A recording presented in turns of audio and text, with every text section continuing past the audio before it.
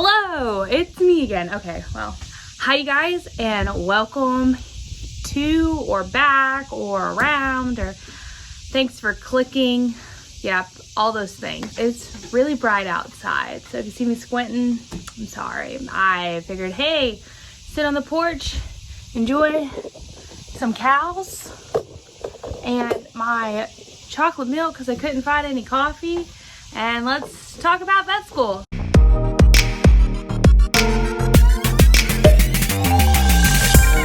I know it's like that stressful time of year. You've had I think since like January, maybe the beginning of the summer, to work on your application. But let's face it, I'm pretty sure the second time I applied to vet school, I was definitely on top of things because I'd already done it. The first time I applied to vet school, I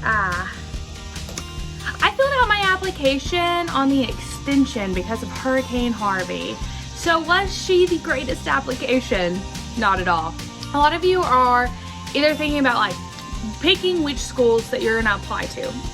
And my number one piece of advice, maybe not be what everyone says, is only apply to schools that you will attend. I'm gonna say it again. Only apply to schools that you will actually attend. So if you can never see yourself going to live at St. Kitts, don't even apply. Why are you wasting your money? Because you have to pay those supplemental application fees. You have to pay, or you have to fill it out. You're wasting your time, and just nix it. You don't have to apply to every single school. And a lot of people will say, well, like, the more schools I apply to, the more likely I am to get in. And yes and no. One thing to do when you're picking a school to apply is do your research. There are schools with a heavy GPA focus. For out of state, I feel like LSU is a GPA focused school.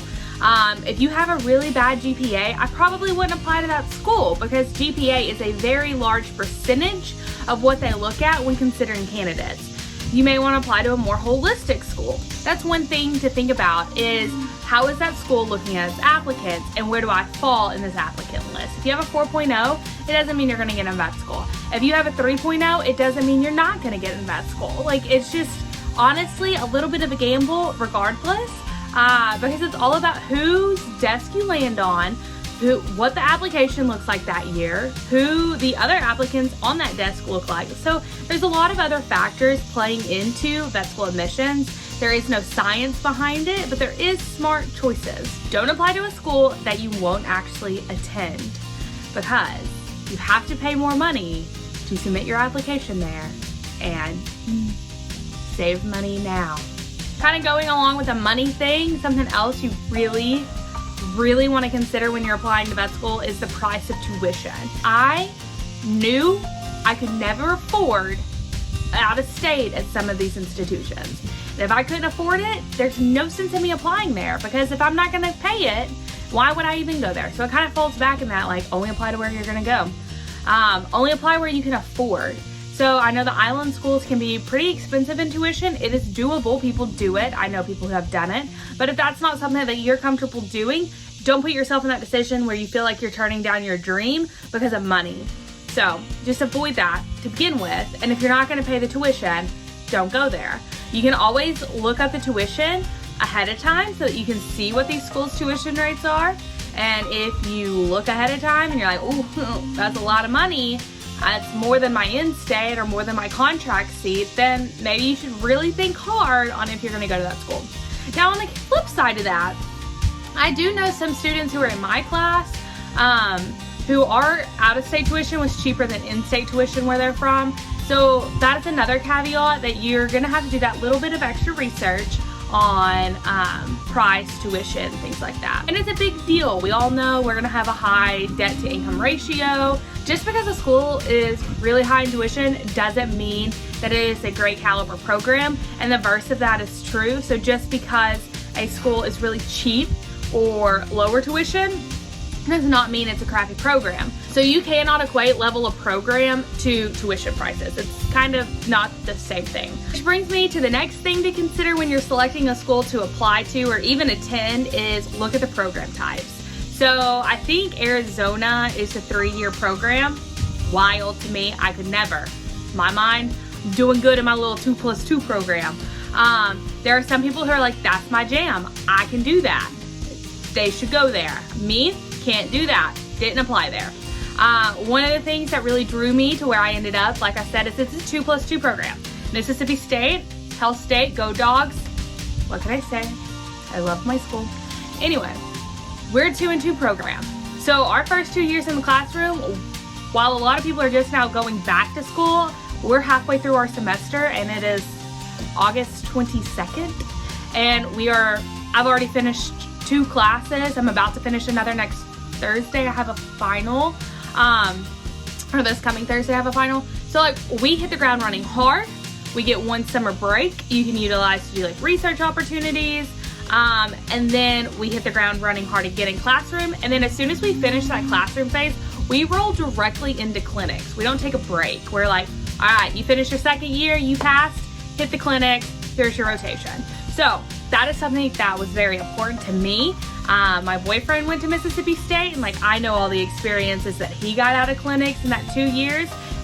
He graduated doing well over 50 surgeries. As a student, for me, I value clinical experience, and Mississippi State gave me that opportunity. That doesn't mean that there aren't other programs that don't have great benefits. So I know a lot of people who are interested in like wildlife type stuff, not my cup of tea, don't ask me questions about it. But I know everyone who's like interested in wildlife and stuff like that, they're like, Tufts, it's a great school. If you really like research, I know Colorado State has some amazing research opportunities. Missouri is a 2+2 program. Something else to think about is the idea of tracking. So again, at my university, we don't track. You learn it all, you do it all. You have small animal rotations and large animal rotations. Even if you're never gonna touch a cow again in your life, you're gonna touch one in school. Whereas some schools give you the opportunity to actually track. I feel like Virginia, Maryland tracks, don't quote me. I didn't go there, obviously. Here I am in the mighty Mississippi with the cicadas singing for you guys. You're welcome. Tracking is a category of program to consider. 2-2 programs is a category of programs to consider.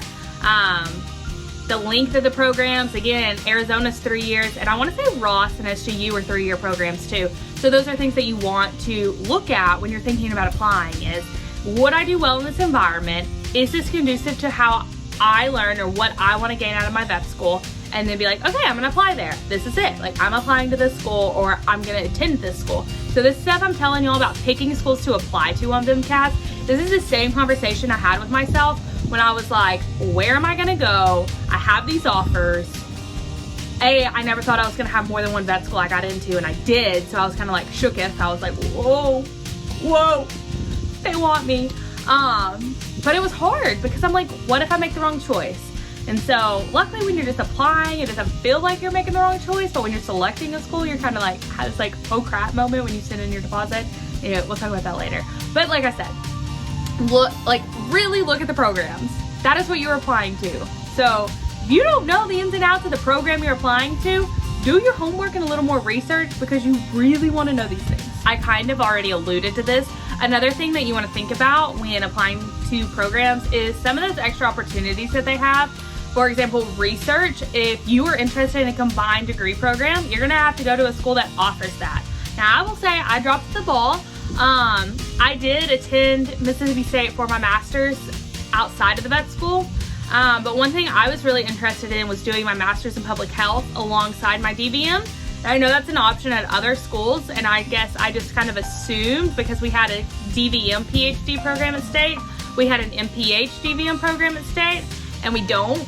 So, whoopsie, I can't do that. But there are other schools that offer that. Now, it wasn't a high priority list for me, so because I missed it, I wasn't like really mad at myself over it.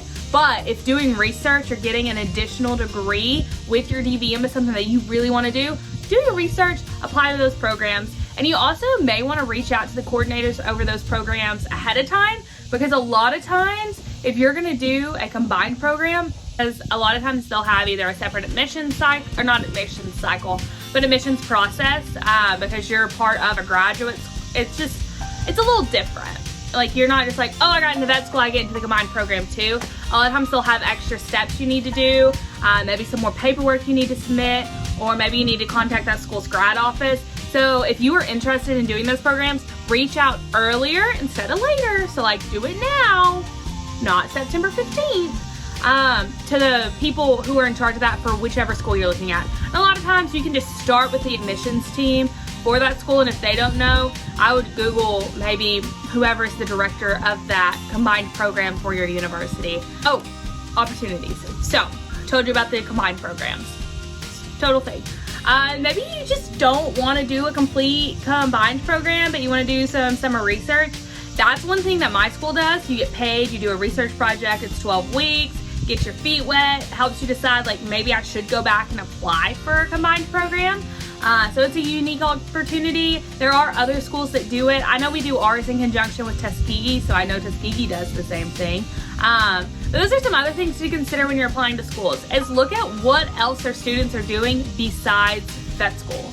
School can be a lot, so you're gonna need breaks, whether that's looking at the clubs that they offer, looking at maybe mission trips that they do, or maybe anything else that they do outside of vet, any other avenue of vet med that they offer to you. Look at those opportunities and see what you can find, because you may see that this school has this great summer opportunity and that's a big deal for you. And it could open a lot of doors, because the veterinarian field is a small field. It may not feel like it, but it really is.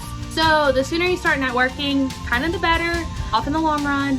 So anyway, insane on that conversation. So if you're gonna look at a school that doesn't have a teaching hospital, then you need to look and see how their curriculum adapts for you to get those clinical experiences.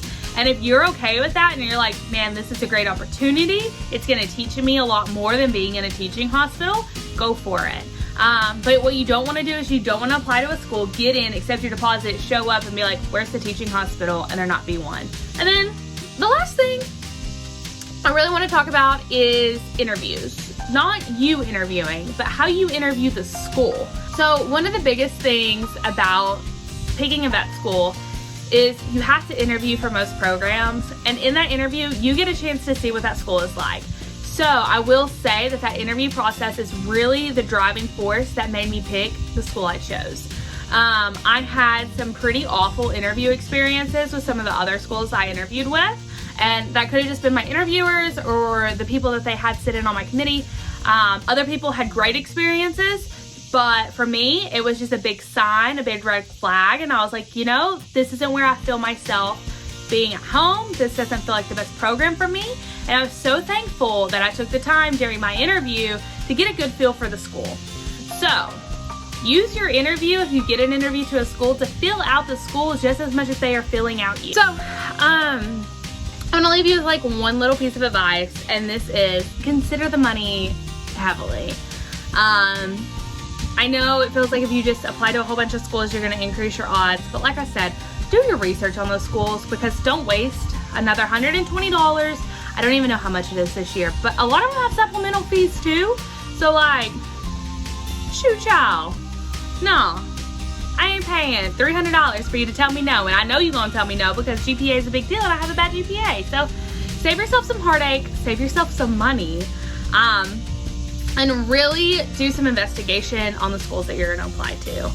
Look at the programs, look at the cities, look at the tuition, look at the opportunities, look at how their clinics are set up or clinical years are set up, and find ones that you will actually attend. If you apply to a school that you would never attend, you're wasting your time, you're wasting their time, and you're wasting your money. The other thing I do want to say is, based on your income, you can get reimbursed up to the cost of your first Vmcas application.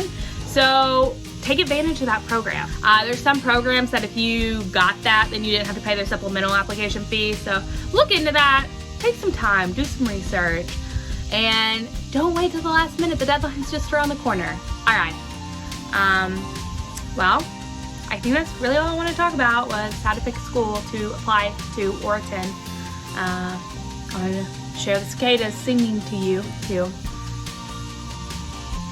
Okay. That's it, guys. I am going to study for my final on Thursday.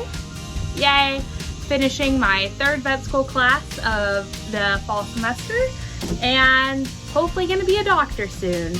And I hope you all find homes in a vet school near you or away from you, or, well, I guess wherever you want to go. But good luck.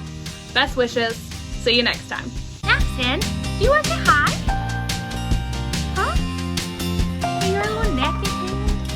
Oh, sweet. boys. Okay, there's the dog. Oh, look at the cows.